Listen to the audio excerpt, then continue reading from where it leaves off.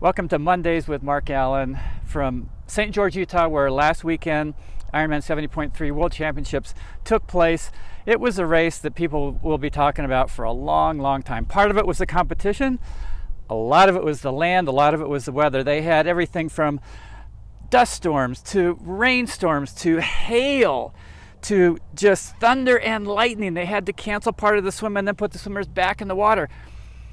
But beyond that, the competition was so incredible, and this landscape, as you can see, is like nowhere else in the world. This was inspiring to the athletes. If this race in the pro race was kind of like part of a series on Netflix, this would be the final episode cliffhanger for 2021. And here's what I mean by this. If the first episode was back in May here in St. George, where Lionel Sanders and Sam Long were going at it head to head, finally Lionel pulled away, showing that not only is he strong, but Sam Long is coming up, a young guy from the US, showing that he has what it takes to be at the top of the world. That was like the first episode, saying, okay, racing's back, 2021 is going to be something amazing. And then we went on to a lot of different races throughout the season. Sam Long and Lionel Sanders went at it again at Ironman Coeur d'Alene, incredibly hot. This episode of the series for 2021 for triathlete or triathlon, whatever you want to call it, Netflix amazing thing, Sam crushed, but then Lionel also fell apart. So you're going, okay, well, are they evenly matched? Would Lionel have won if he had had a good race? I just don't know. Then fast forward to tri-battle Royale. Jan Frodeno, Lionel Sanders going at it mano a mano. Two guys. Have we ever seen an episode like this? No, we have not. Jan Frodeno setting a world's best time at an iron distance race. Just incredible. Under 7.5 hours. How the guy did it at age 40, I don't know.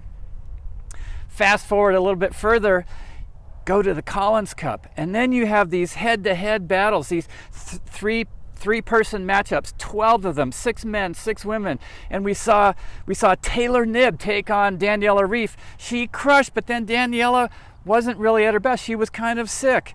And so you're going, well, what would have happened if they'd had a great race together? This was an amazing episode also. Daniela goes and wins Ironman Switzerland shortly after that, and then she comes to St. George. The matchup continues. You had Lucy Charles taking on Katie Zaferes. Katie was the only person to basically ever to stay with Lucy Charles Barkley on the swim. Katie was tired. She didn't have a good race, but Lucy had a solid race. And so then coming into St. George, you're thinking she definitely has to be one of the favorites, but she's been like number 2 for so many years in Kona. So is she going to be number 2 to Daniela Ryf this time, or what's going to happen? Is Taylor Knibb going to come out and do something amazing? I don't know. Now we're at Ironman 70.3 World Championships in St. George, the final episode of the 2021 year. Usually that sort of final episode that's like the stamp on the season is Kona, Ironman World Championship in Hawaii. That's not happening in 2021. It got postponed to February. Will it take place then? I don't know. By the time you watch this, maybe something else has happened with it, but certainly it's not going to take place in October in Hawaii. So this really is the final episode of this season for the pros. Gustav Eden, he's going up against the world. He won in 2019, the last time the 70.3 World Championships took place in Nice, France. He crushed decisively. Rudy von Berg was third. Rudy von Berg was not here. He got sick and wasn't in the Collins Cup. He isn't going to be here. So that's an unanswered question that's going to take us into 2022. What's happening with Rudy? Is he going to step up to be one of the best again? Christian Blumenfeld, gold medalist in the Olympics, is coming to Ironman 70.3. He's saying, I'm going to win this thing. The press conference, he goes, Norwegians won too, and I'm going to be number 1. Gustav is like, no, you're not, buddy. So that was a super exciting setup for the race. But Christian had a mechanical on the bike. His rim blew open, got caught in the brakes. He had to wait for aid to come to give him a new wheel.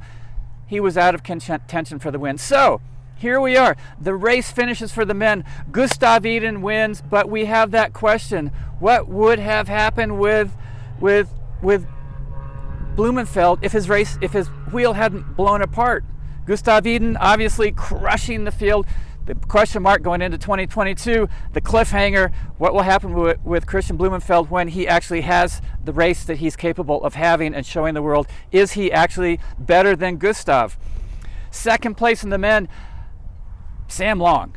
Oh my God, he came back and just crushed on the bike, crushed even further on the run. And the cliffhanger on this is that he knows he has to learn how to swim. So he's spending the winter in Tucson, Arizona, working with the same swim coach that Lionel Sanders has used to up his game in the water. It's worked.